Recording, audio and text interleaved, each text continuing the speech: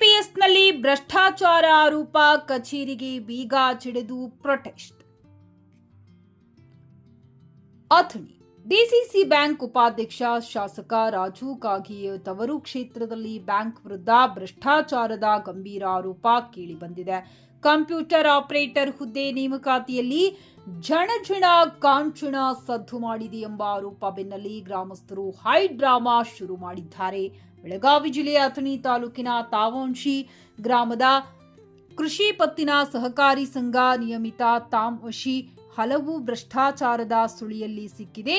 ಸದ್ಯಕ್ಕೆ ಗ್ರಾಮಸ್ಥರು ಬ್ಯಾಂಕ್ ಕಾನೂನು ಬಾಹಿರ ಚಟುವಟಿಕೆ ವಿರುದ್ಧ ಗುಡುಗಿದ್ದು ಸೂಕ್ತ ಕ್ರಮಕ್ಕೆ ಆಗ್ರಹಿಸಿದ್ದಾರೆ. ಈಗಾಗಲೇ ಕಂಪ್ಯೂಟರ್ ಆಪರೇಟರ್ ಹುದ್ದೆ ಖಾಲಿ ಇದ್ದು ಯಾವುದೇ ಕಾನೂನು ನಿಬಂಧನೆಗಳನ್ನು ಅನುಸರಿಸದೆ ಸಿಬ್ಬಂದಿ ನೇಮಕ ಮಾಡಿದ್ದಾರೆ. ಲಂಚ ಪಡೆದು ಸೆಕ್ರೆಟರಿ ಮಗನನ್ನ ನೇಮಕ ಮಾಡಿಕೊಂಡಿದ್ದಾರೆ. ನಮ್ಮಲ್ಲಿ ವಿದ್ಯಾವಂತ ಯುವಕರು ಇದ್ದರೂ ಯಾವುದೇ ನಿಯಮ ಜಾರಿಯಾಗಿಲ್ಲ. ಶೀಘ್ರವೇ ಅಂತವರ ವಿರುದ್ಧ ಸೂಕ್ತ ಕಾನೂನು ಕ್ರಮ ಜರುಗಿಸುವಂತೆ ಸ್ಥಳೀಯರು ಆಕ್ರೋಶ ಹೊರಹಾಕಿದ್ದಾರೆ. ವರದಿ Ajay Kamble, TV 11 Kannada news, Chikkodi. Sir, ಇವಾಗ ಇಲ್ಲಿ ಬಂದ್ಬಿಟ್ಟು ಒಂದು ವೇಕೆನ್ಸಿ ಖಾಲಿ ಇದೆ ಕಂಪ್ಯೂಟರ್ ಆಪರೇಟಿಂಗ್ ಅಂತ ಬಂದ್ಬಿಟ್ಟು. ಆಲ್ರೆಡಿ ಡಿಗ್ರಿ ಮುಗಿಸ್ ಹುಡುಗರು ನಮ್ಮ ಊರಲ್ಲಿ ಬೇಜಾನ್ ಜನ ಇದ್ದಾರೆ.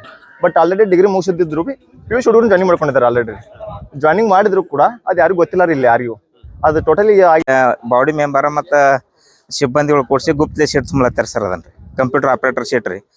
ಮುಂದೆ ಅದಕ್ಕೆ ನಾವೇನು ಮಾಡಿದೀವಿ ರೀ, ತಮ್ಮ ಹುಡುಗರನ್ನ ತಾವು ತುಂಬ್ಕೊಳಕಿತ್ತಾನು ಊರು ಸಾರ್ವಜನಿಕ ಹುಡುಗರು ಕಲ್ತಾರ ಊರಾಗದಾರಲ್ಲ, ಆ ಹುಡುಗರು ತುಂಬ್ಕೋಬೇಕಂತೇಳಿ ನಾವು ಅರ್ಜಿ ಕೊಡ್ಲಕ್ಕೆ ಹೋದಿವಿ ಸರ್. ಜನವರಿ 1ನೇ ತಾರೀಕು ಹೋದಿವಿ. ಆ ಟೈಮ್ದಾಗ ಸೆಕ್ರೆಟರಿ ಸಾಹೇಬ್ರು ಏನಂದ್ರು,